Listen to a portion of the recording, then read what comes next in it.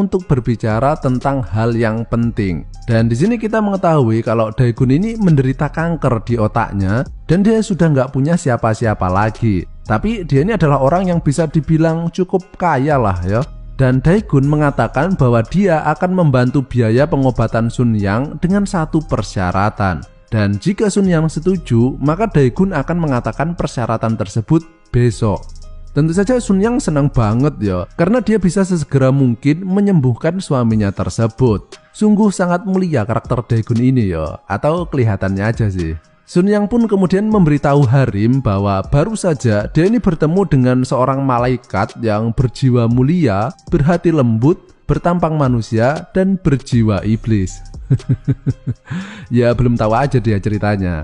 Keesokan harinya, Sun Yang kemudian pergi ke rumah Daegun yang bisa dibilang cukup besar ya, meskipun dengan gaya kuno. Dan disinilah kemudian Sun Yang kaget ketika Daegun mengutarakan syarat yang dimaksud. Jadi Daegun ini kan sakit udah lama, dan akibat sakitnya tersebut kemudian secara tidak langsung berefek ke burungnya. Jadi selama ini burung Daegun ini dalam mode hibernasi alias tidur terus nggak bangun-bangun. Dan Daegun ini mengatakan bahwa di sisa hidupnya ini dia ini pengen banget bisa merasakan nikmatnya bikang anget meskipun itu cuma sekali. Dan di sini Sun Yang pun agak down ya mendengar persyaratan tersebut. Sun Yang kemudian meminta waktu untuk berpikir ulang dan dia kemudian pulang. Sehingga malamnya dia mencoba mencuri surat tersebut. Tapi ternyata Daegun sudah menduganya dan sekali lagi mengatakan bahwa Sun Yang bisa memiliki uangnya jika ia berhasil menuruti persyaratan Daegun. Nah, dirasa tidak punya pilihan lain, akhirnya Sun Yang pun kemudian mencoba menuruti permintaan Daegun, yaitu dengan cara mencoba tarian erotis. Dan di sini Sun yang tadinya terlihat biasa aja, kalian bakal sadar bahwa dia ini semlohe banget loh. Namun terlepas dari usaha Sun Yang tersebut, Daegun ini masih aja tetap nggak bisa merasakan hawa kehidupan yang hadir di burungnya tersebut. Keesokan harinya, Sun Yang browsing-browsing untuk mencari informasi apapun itu yang sekiranya bisa membuat tiang listrik bisa menjadi kokoh lagi.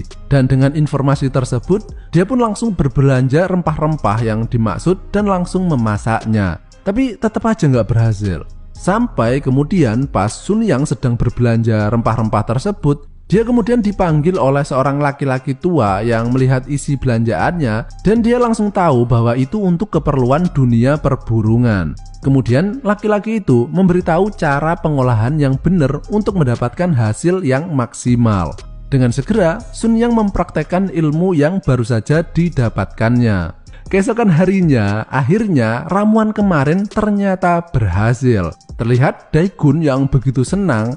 Tapi Sun yang kemudian sadar bahwa burung yang sudah terbangun sudah sewajarnya harus ditidurkan lagi. Akhirnya Sun Yang pasrah ketika Daegun memaksanya untuk berbagi lahan bercocok tanam. Dan setelah selesai, Sun Yang pun menagih janji Daegun. Namun Daegun mengatakan bahwa barusan itu cuma test drive aja, yang tentu saja membuat Sun Yang ini marah yo. BTW Mbak Sun Yang ini mungkin nggak terlalu cakep ya, tapi di film yang berdurasi 2 jam ini kalau kalian nonton, kalian bakal melihat Mbak Sun Yang ini sering banget menggigit bibirnya kayak gini, yang bakal membuat sebagian dari kalian meningkat nafsu makannya. Sun Yang pun kemudian pulang dan menangis karena dia ini merasa ternodai yang bahkan nggak bisa dicuci pakai rinso. Namun Harim ini nggak ngerti ya kenapa istrinya tersebut menangis. Keesokan harinya, Sun Yang kembali menagih janji Daegun dan akhirnya Daegun mengatakan bahwa dia akan menyerahkan surat tersebut. Tapi dia pengen makan bikang angetnya 1 kali lagi dan dia akan bertobat. Sun Yang pun kemudian mengiyakan permintaan tersebut karena dia ini memang butuh banget uang tersebut ya. Dan sekali lagi terjadilah pertempuran kolosal antar gender yang sudah ada sejak terciptanya manusia.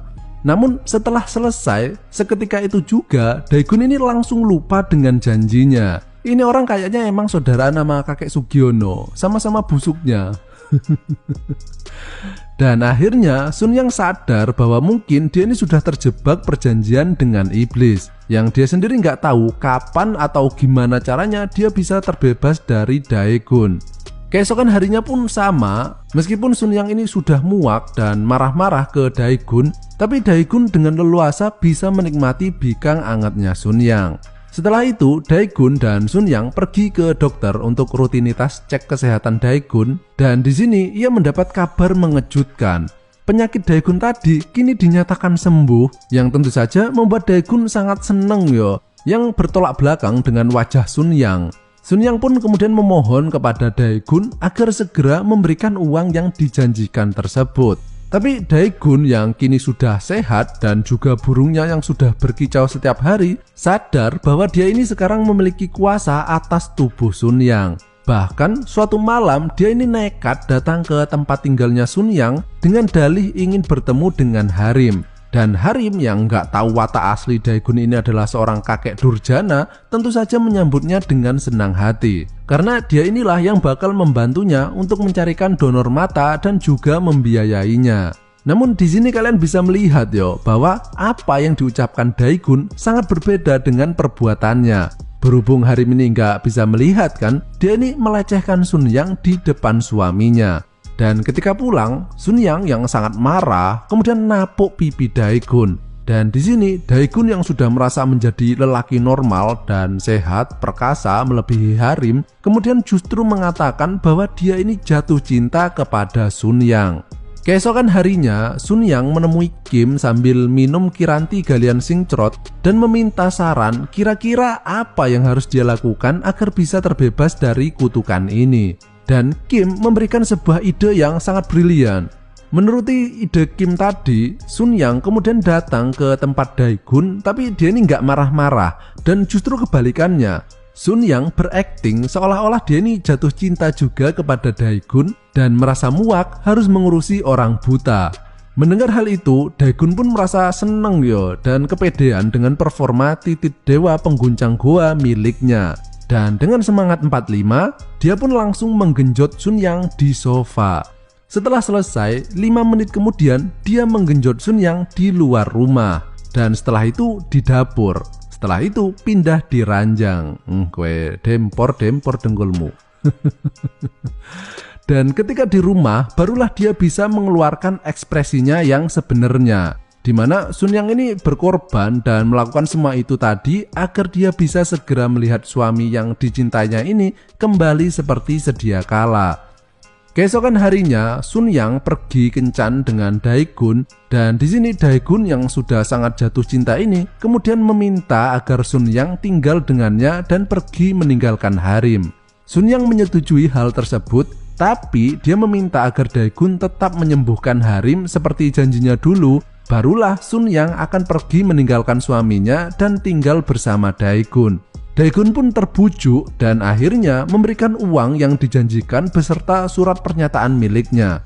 Dengan segera Sun Yang pulang dan memberitahu suaminya bahwa besok dia harus segera berangkat ke luar negeri untuk melakukan operasi mata. Dan semua itu sudah dibiayai oleh Dae-gun. Setelah itu, di sini terlihat Sun Yang yang datang ke rumah Dae-gun membawa koper besar yang menyatakan bahwa dia kini akan hidup bareng Dae-gun. Dae-gun tentunya seneng banget akhirnya dia bisa memiliki wanita yang diidam-idamkannya ini. Dan dengan segera dia pun melakukan penggenjotan. Nah, tapi ketika melakukan penggenjotan, Sun Yang menutup mata Dae-gun menggunakan kain segitiga bermudanya, dan dia kemudian mengambil sebuah pulpen, tapi di dalamnya itu bukan pulpen melainkan jarum yang sangat panjang. Sun Yang pun kemudian menusuk jantungnya, dan yang kedua kalinya dia menusuk ubun-ubun Dae-gun. Dan beberapa detik kemudian, akhirnya Dae-gun pun modiar dalam kenikmatan.